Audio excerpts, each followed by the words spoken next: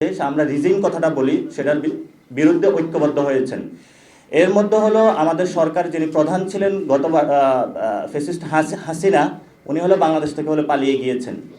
So আমরা সেখানে দেখেছি যে হাসিনা পালিয়ে গিয়েছে, কিন্তু আইন বিচার বিভাগ যে রয়েছে, ব্যুরোক্রেসি রয়েছে, বিভিন্ন সংস্থা রয়েছে, সেখানে কিন্তু ফ্যাসিস্ট যে রিজিম রয়েছে সেটা এখনও বিদ্যমান রয়েছে, অর্থাৎ পুরো সিস্টেমটা এখনও রয়ে গিয়েছে।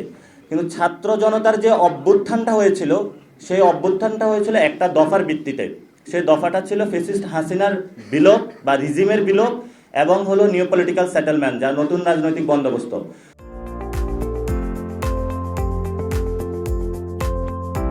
তো সেই কাজটার জন্যই কিন্তু যারা শহীদ হয়েছিলেন এবং আহত হয়েছিলেন তারা তাদের জীবনগুলো দিয়েছিল। তো সেই জায়গা থেকে আমরা মনে করতেছি সেই কাজগুলো একটা চলমান বিষয় এবং সেই কাজগুলো বর্তমানে হচ্ছে না বিদায় যারা ছাত্ররা ছিলেন রাস্তায় এখনো আছেন, তারা তাদের জায়গায় ঐক্যবদ্ধ। বৈষম্য বিরোধী প্ল্যাটফর্ম হোক বা তারা বাসায় ঘুমিয়ে থাকুক বা বিভিন্ন ছাত্র সংগঠনের ব্যানারে থাকুক বা বিভিন্ন ভার্সিটির ক্লাসে তারা থাকুক, তারা তাদের জায়গা থেকে ঐক্যবদ্ধ। এটা আপনারা বিভিন্ন সময় দেখেছেন, রাজপথে তারা নেমে আসছে এবং দেশের সংকটে তাদের কার্যকরী ভূমিকা রাখছে। কিন্তু সেই সকল যারা ছাত্র রয়েছে তাদের পিছনে কিছু তরুণ ছিল, তাদের সাথে কিছু নাগরিক ছিল, আবল আবলা বৃদ্ধ বনিতা সকলে একসাথে তাদের পাশে ছিল। কেউ তাদেরকে পানি দিয়ে হেল্প করেছে, কেউ তাদেরকে বাসায় আশ্রয় দিয়েছে, কেউ তাদের জীবন দিয়েছে। কিন্তু বাংলাদেশের যে নাগরিক যে সেকশনটা রয়েছে তারা তাদের জায়গা থেকে ঐক্যবদ্ধ হয় নাই। সো আমরা এই প্ল্যাটফর্মের উদ্যোগে সেই নাগরিক সমাজকে একটি কমন গোল সেট করেছি। সেই কমন গোলটা হলো বাংলাদেশ কজ।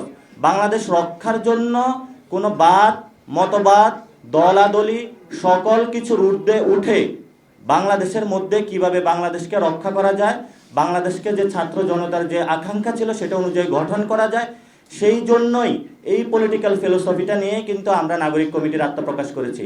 অর্থাৎ সেখানে আমাদের যে এক্সিস্টিং সিস্টেমে যে পলিটিক্যাল পার্টিগুলো রয়েছে, যে বিভিন্ন মতবাদ রয়েছে, সেগুলোর মধ্যে আমরা না গিয়ে কিভাবে বাংলাদেশকে আগামীর দিনে পুনর্গঠন করা যায়, বাংলাদেশকে রক্ষা করা যায়, ভিতরের শত্রু, বাহিরের শত্রু এবং পুরা ওয়ার্ল্ড সিনারিওতে বাংলাদেশের একজন সিটিজেন গিয়ে কিভাবে ওয়ার্ল্ডে বলতে পারে যে আমি বাংলাদেশ হিসাবে প্রাউড ফিল করতে পারি।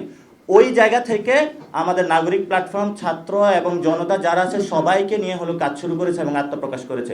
এবং আমরা এই পলিটিক্যাল ফিলোসফি একটা জায়গায় আমাদের ঐক্যমত, only Bangladesh cause, nothing else.